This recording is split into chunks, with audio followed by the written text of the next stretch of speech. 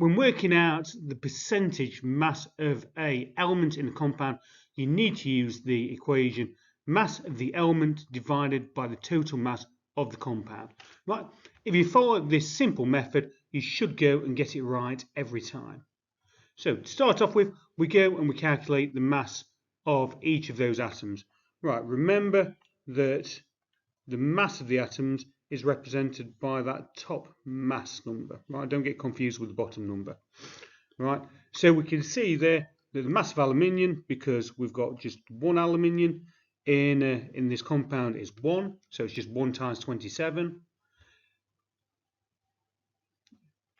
Then we work out the total mass of the compound, so that's going to be your total mass for all of the atoms in it.